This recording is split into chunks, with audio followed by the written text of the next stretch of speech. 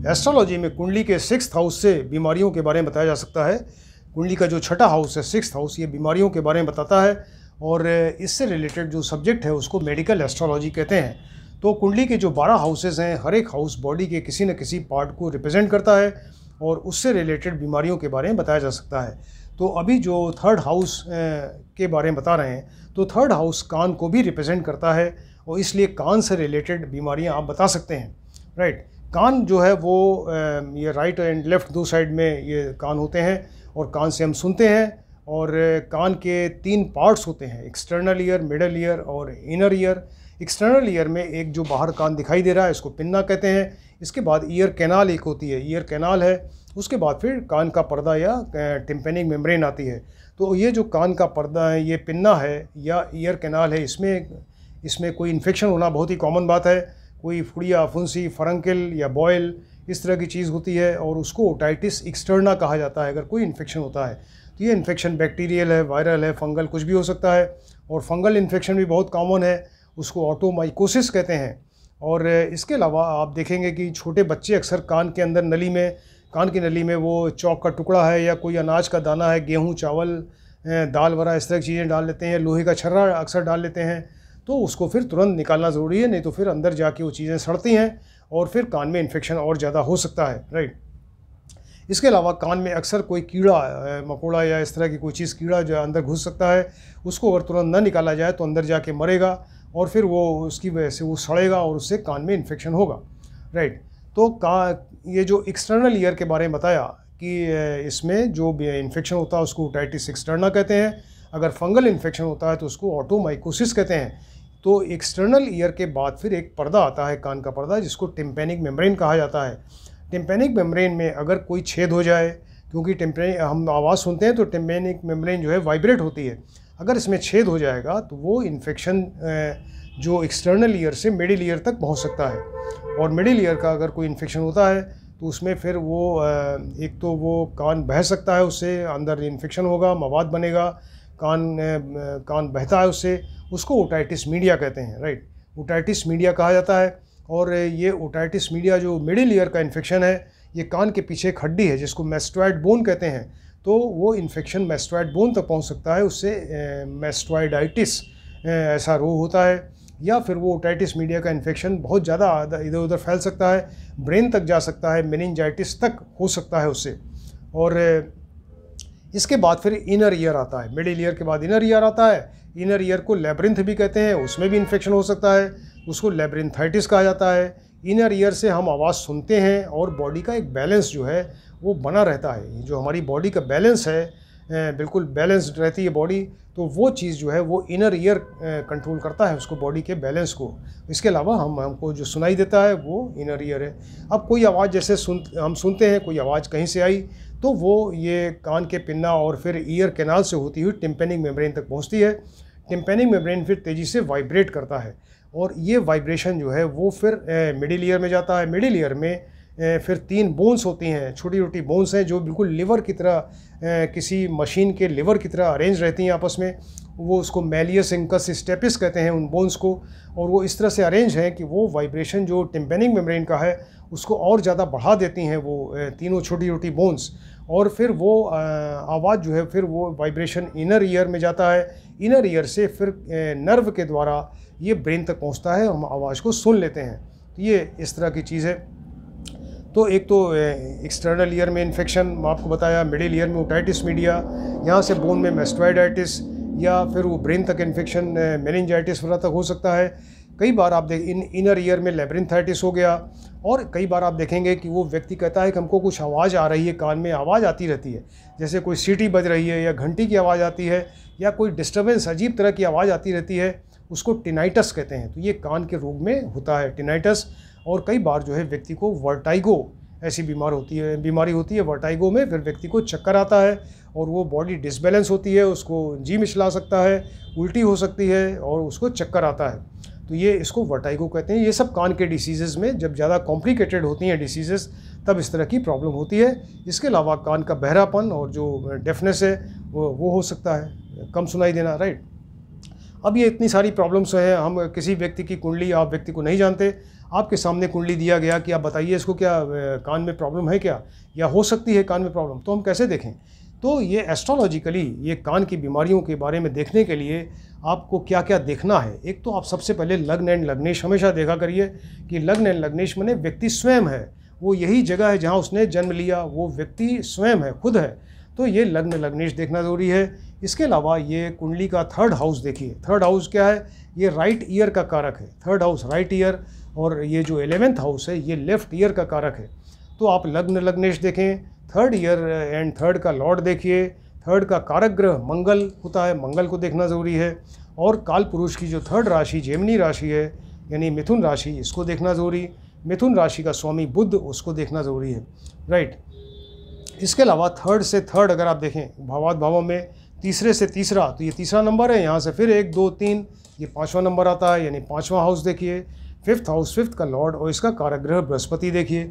इसी तरह से अगर लेफ्ट ईयर देखना है तो 11th हाउस देखिए, 11th का लॉर्ड देखिए और 11th का कारक ग्रह बृहस्पति देखिए, राइट। और अगर 11th से 11th आप देखें, 11th से 11th आप भावात भाव में देखेंगे तो 9th आता है, तो 9th हाउस देखना ज़रूरी है। 9th का लॉर्ड देखिए, 9th का कारक ग्रह सूर्य एंड बृहस्पति देखिए, राइट। इसके अलावा 11th की जो राशि है काल पुरुष की कुंभ राशि है, एक्वेरियस, उसको देखिए, उसका कारक ग्रह शनि है। तो ये इन सब सारी चीज़ों को देखना ज़रूरी है। फिर से एक बार आपको बताते हैं, एक तो लग्न लग्नेश, दूसरा थर्ड हाउस, थर्ड का जो स्वामी है तृतीयेश, और इसका थर्ड का कारक ग्रह मंगल, और जेमिनी राशि और उसका स्वामी बुध। इसके अलावा यहाँ थर्ड से थर्ड फिफ्थ हाउस, फिफ्थ के फिफ्थ राशि और फिफ्थ का लॉर्ड, और इसके अलावा फिफ्थ का कारक ग्रह बृहस्पति। यहाँ लेफ्ट ईयर के लिए 11th हाउस देखिए, 11th का लॉर्ड देखिए, 11th का कारक ग्रह बृहस्पति देखिए, और 11th राशि कुंभ राशि, उसका स्वामी शनि, और 11th से 11th यहाँ 9th हाउस, 9th का लॉर्ड और इसके अलावा इसका कारक ग्रह सूर्य एंड बृहस्पति, ये देखना ज़रूरी है, राइट। तो इतनी चीज़ें, अगर ये सारी चीज़ें, इसके अलावा कुछ लोग जो हैं वो सेकंड हाउस से भी कंसिडर करते हैं कान की बीमारियों, तो थर्ड एंड 11th बताया गया है, लेकिन कुछ लोग कहते हैं कि वो सेकंड हाउस जो है ये भी कान को कंट्रोल करता है। तो आप इसको सेकंड हाउस भी देखिए, सेकंड का लॉर्ड देखिए, और यहाँ पर जो काल पुरुष की राशि वृष राशि है, इसको भी देखना ज़रूरी है। वैसे कान का जो मेन प्रमुख यानी जो चीफ जो प्लैनेट है, कंट्रोलिंग बॉडी है कान की, वो है शनि। जो कंट्रोलिंग प्लैनेट हैं एक इसके कान के, तो वो शनि ग्रह हैं। तो शनि की इम्पोर्टेंस बहुत ज़्यादा है, राइट। अब जो इतनी चीज़ें बताई आपको, आपने देखी इसको, तो अगर ये कुंडली में वीक हैं, जितने ज़्यादा वीक होंगे उतना ही कान का रोग हुआ। अगर ये सब वीक हैं, अपनी नीच राशि डिबिलिटेटेड राशि में हो जाए, शत्रु की राशि में हो जाए, पाप ग्रह की युति दृष्टि हो जाए, राइट, या 6 8 12 में बैठ जाएँ जो अच्छे स्थान नहीं हैं, रोग के स्थान हैं, या 6 8 12 के लॉर्ड से इनका रिलेशन हो जाए, तब ऐसे केस में कान की बीमारियाँ होंगी। अब इससे रिलेटेड बहुत सारे योग हैं, तो इसको योग के बारे में आपको बताते हैं। व्यक्ति का ये लग्न है, राइट, ये यहाँ जन्म लिया व्यक्ति स्वयं है। इस लग्न में ये सेकंड का लॉर्ड आ जाए, सेकंड का लॉर्ड आ जाए, इसके साथ में मंगल बैठ जाए यहाँ पे, यानी द्वितीयेश सेकंड लॉर्ड प्लस मंगल। सेकंड का लॉर्ड जो कुछ लोग कंसिडर करते हैं सेकंड हाउस से भी कान को, तो सेकंड का लॉर्ड एंड थर्ड का जो कारक ग्रह मंगल है, अगर ये दोनों यहाँ बैठ जाएंगे, वो योग कारक ना हो, मारक हो या अशुभ हो, तब ऐसे केस में व्यक्ति को कान का रोग होगा, राइट। मान लीजिए कि लग्न में यहाँ पर सेकंड का लॉर्ड, इसके साथ में मंगल और शनि बैठ जाए, तो मंगल और शनि रोग कारक हैं। इसके अलावा मंगल देखिए थर्ड के कारक, शनि मेन चीफ प्लैनेट हैं जो कान को कंट्रोल करते हैं, तो सेकंड का लॉर्ड, इसके अलावा ये इसका कारक ग्रह मंगल और जो शनि है, ये मिल के अगर यहाँ बैठ जाएंगे लग्न में, तो व्यक्ति को कान का रोग डेफिनेट होगा, राइट। मान लीजिए कि लग्न में सेकंड का लॉर्ड बैठा, साथ में सिक्स्थ का लॉर्ड बैठ गया, यानी षष्ठेश भी बैठ गया। षष्ठ स्थान क्या, रोग का स्थान है, इसके लॉर्ड क्या है, जो रोग देने वाले हैं। तो सेकंड का लॉर्ड बैठा, साथ में सिक्स्थ का लॉर्ड बैठ गया, तो व्यक्ति को कान से रिलेटेड कोई बीमारी होगी। मान लीजिए कुंभ लग्न की कुंडली है, यहाँ 11 नंबर लिखा हुआ है, कुंभ लग्न की कुंडली है, राइट। इसमें थर्ड का लॉर्ड बैठ जाए, थर्ड का लॉर्ड यानी जो कान को रिप्रेजेंट कर रहा है, राइट ईयर को, तो थर्ड का लॉर्ड बैठा प्लस 12th का लॉर्ड यहाँ बैठ गया। अब देखिए कुंभ लग्न की कुंडली, तो यहाँ पर 11 नंबर लिखा हुआ है, तो 11 12 1, थर्ड का लॉर्ड क्या मतलब हुआ, 1 नंबर राशि का स्वामी मंगल, तो यह मंगल बैठे। आपको बताया कि थर्ड का लॉर्ड एंड प्लस 12th का लॉर्ड यानी द्वादशेष भी बैठा साथ में, तो द्वादशेष क्या होगा, यहाँ 10 नंबर राशि आएगी, उसका लॉर्ड क्या है, शनि है, यानी मंगल एंड शनि दोनों बैठ गए यहाँ पे कुंभ लग्न की कुंडली में तृतीयेश एंड द्वादशेष। तो ऐसे केस में व्यक्ति को डेफिनेट कोई कान की बीमारी होगी, राइट। मान लीजिए कि कुंभ लग्न की कुंडली है, कुंभ लग्न की कुंडली है, इसमें 6th हाउस में, अब कुंभ लग्न की कुंडली देखिए 11 नंबर यहाँ पे ये बताया जा रहा है 6th नंबर की का हाउस, तो 11 नंबर की कुंडली है, तो 11 12 1 2 3 4, यहाँ छठे हाउस में कौन सी राशि आई, कर्क राशि आई। तो कर्क राशि में यहाँ पर शुक्र प्लस मंगल प्लस शनि बैठ जाएं। अब शुक्र देखिए यहाँ पर जो कालपुरुष की राशि के लॉर्ड हैं, यहाँ सेकंड हाउस कान को रिप्रेजेंट कर रहा है, शुक्र प्लस मंगल यहाँ के कारक हो गए थर्ड हाउस के, एंड शनि जो मेन प्लैनेट हैं कान का रोग देने वाले, तो शुक्र प्लस मंगल प्लस शनि अगर यहाँ बैठ गए तो ऐसे केस में कान से रिलेटेड डेफिनेट इसको कान से रिलेटेड कोई रोग ऐसा होगा, राइट। तो कुंभ लग्न की कुंडली में अगर ये सेकंड का लॉर्ड और मंगल और शनि, ये शुक्र मंगल एंड शनि अगर यहाँ बैठ गए 6th हाउस में, तो इसको डेफिनेट कान की बीमारी होगी, राइट।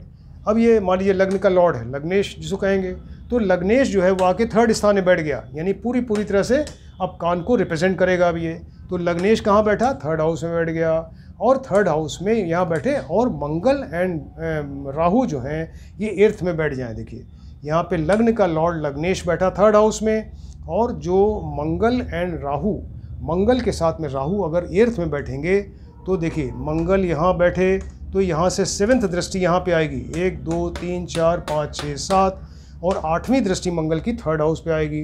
तो मंगल के साथ राहु बैठ गए, यानी ये दीर्घकालीन या लॉन्ग स्टैंडिंग ऐसी या इनक्योरेबल डिसीज़ देने वाले दोनों प्लैनेट्स यहाँ बैठ गए 8th हाउस में, और ये रोग को रिकवर करने में विघ्न बाधा क्रिएट करेंगे, डिले करेंगे। तो यहाँ ऐसे हाउस में मंगल प्लस राहु दोनों बैठ गए, और मंगल की डायरेक्ट दृष्टि है, तो चूंकि राहु बैठे हैं तो राहु का भी पूरा प्रभाव आएगा मंगल के साथ में, तो 3rd हाउस को पूरी तरह डैमेज करेंगे ये, और 3rd हाउस से रिलेटेड कोई बीमारी होगी, राइट। मान लीजिए कुंडली का 2nd एंड 12th हाउस है, 2nd या 12th हाउस, ये 2nd स्थान जो है ये मारक स्थान होता है, और इसके अलावा कान को भी रिप्रेजेंट करता है। तो 2nd हाउस या 12th स्थान, 12th स्थान वैसे ही रोग का स्थान है, हानि का स्थान है, एक्सपेंडिचर का स्थान है। तो यहाँ 2nd या 12th में शुक्र के साथ में मंगल बैठ जाए। शुक्र देखिए यहाँ कालपुरुष की राशि वृष राशि के स्वामी हो गए, 3rd स्थान का जो कारक ग्रह मंगल बैठ गया। तो 2nd एंड 3rd दोनों को रिप्रेजेंट करने वाले ग्रह कहाँ बैठे, 12th स्थान में, यानी वो हानि करा रहे हैं उस अंग की, उस अंग में कोई बीमारी दे रहे हैं। तो ये इस तरह से 2nd या 12th में शुक्र प्लस मंगल अगर बैठेंगे तो कान से रिलेटेड कोई बीमारी होगी, राइट।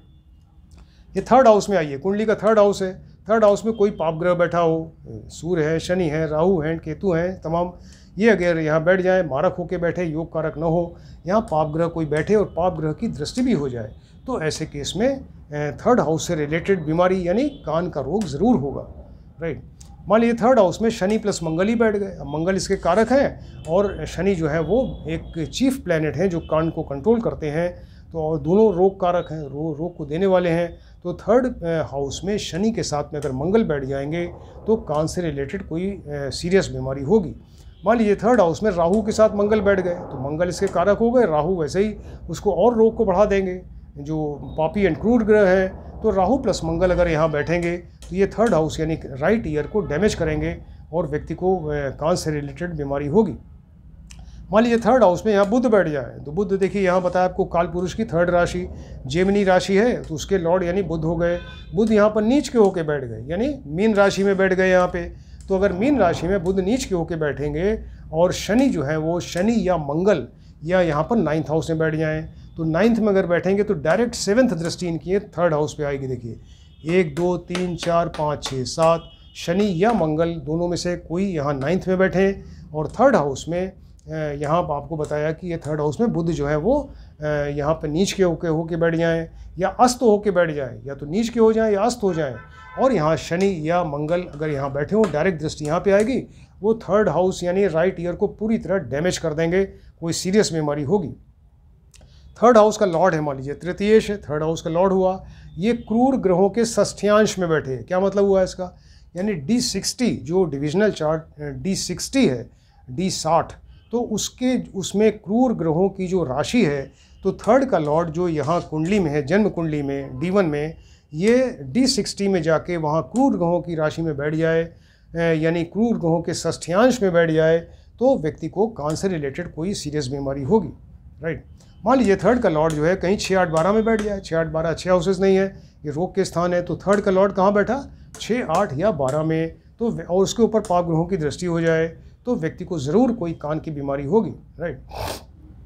मान लीजिए कुंडली का 6th हाउस है, ये रोग का स्थान है, यहाँ 6th हाउस में 6th का लॉर्ड ही बैठ गया, जो रोग देने वाला ग्रह है वो बैठ गया, और साथ में बुध बैठ गए। बुध यानी इसके जो जेमिनी राशि है थर्ड हाउस की, काल पुरुष की, इसके स्वामी, तो यहाँ पर ये 6th हाउस में 6th का लॉर्ड साथ में बुध बैठ गए, पाप ग्रहों की दृष्टि हो गई, तो ऐसे केस में, या शनि की दृष्टि हो गई, तो ऐसे केस में वो कान के रोग होंगे, राइट।